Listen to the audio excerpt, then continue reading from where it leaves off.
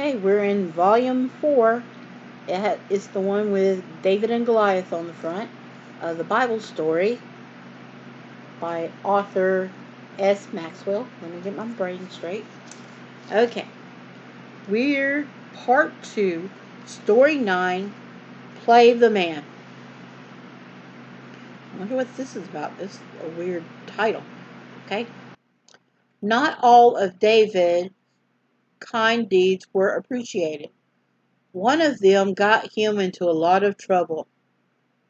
On learning that the king of Amron had died, he decided to send some of his servants with a message of sympathy to the family.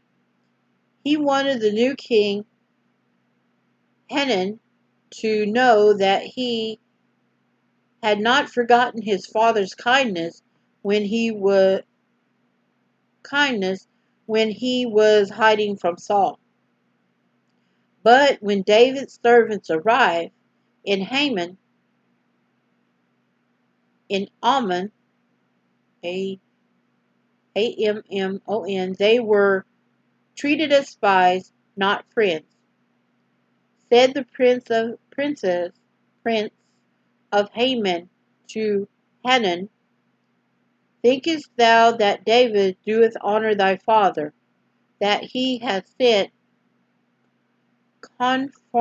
comforters to thee? Hath not David rather sent his servants unto thee, to search the city, and to spy out, and to overthrow thee? Okay. In other words, you don't think David sent these people to spy on us? How suspicious they were. They could not believe that a foreign king could think of doing anything so kind and generous as to send messengers so far just to express sorrow over an old friend's death. Ah, well, they they don't know. Young Hanun took the advice of his prince, well, with the S's at the end, but it sounds like I'm saying something else, and decided to treat David's servants as enemy. But he ordered his men shave off shave off the one half of their beards, and cut their garments in the middle, and send them away. Imagine how shameful and upset these poor men felt as they returned home. As for David, when he heard what had been done to his messengers, he was very angry. He told them to stay at Jericho. Stay at Jericho until their beards had grown before returning to Jerusalem. Meanwhile, Hanan, hearing of David's anger, decided he had better go to war with Israel before Israel made war with him. So he sent a thousand talent. So he sent 1,000 talents of silver to Mesopotamia and Syria, and hired 32,000 chariots and horsemen. The children of Amram gathered themselves together from their cities and came to battle. And when David heard of it, he sent Joab, Joab and all the host of the mighty men to meet them. With his long experience in war, Joab took one look at the armies lined up against him and decided to take the best of his men and lead them himself against the Samaritans, leaving the rest under the command of his brother Abishai,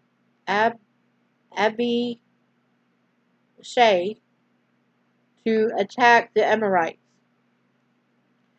To Abishai, Ab- Abishai, he said, "If the Samaritans be too strong for me, then thou shalt help me.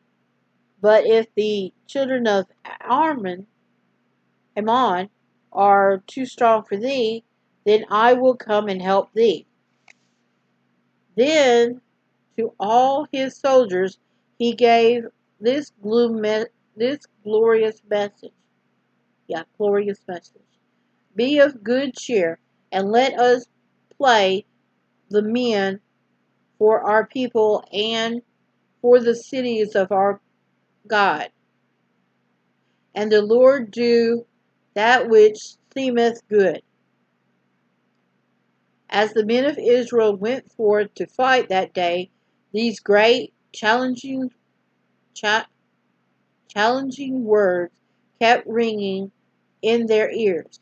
Every soldier seemed to hear Joab saying to them, "Play the man, play the man." No wonder the Samaritans fell. No wonder the Samaritans fell. They had no spirit to fight. They were just hired men. But the people of Israel fought like inspired.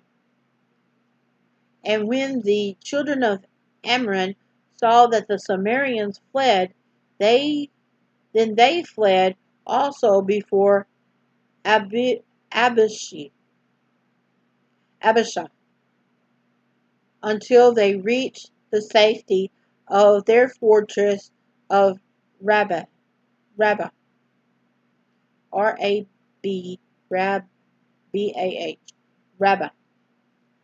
So the Amorites lost the battle and their 1,000 talents of silver, as well as the friendship of Israel, and all because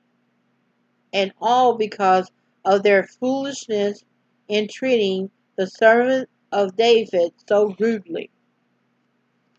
Then, of course, it has the guys with the half beards, and then the the guys that work. At the top has the guys with the half beards. Well, that was mean to do. And then them at the getting ready for war. Of course, the illustration is not going to show you that the other, they cut the bottom half off of the clothes. So basically, that's what I see in my head. Okay, that was part 2, story 9. Again, we'll take a break, and then we'll go to the next story. See you in a minute.